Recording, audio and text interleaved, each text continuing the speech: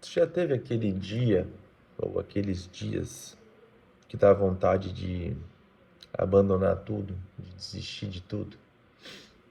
Eu já tive. Volta e meia isso aí acontece. Só que o que que eu faço? Eu sigo. Se eu tô aqui é porque eu sigo, né? Eu continuo seguindo. Eu continuo acreditando.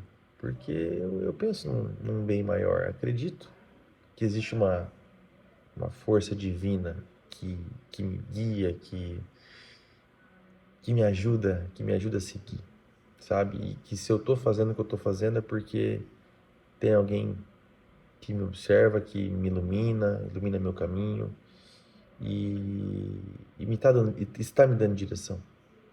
Mais uma vez eu aprendi uma expressão assim: se você pediu a chuva, você tem que aguentar pisar na lama.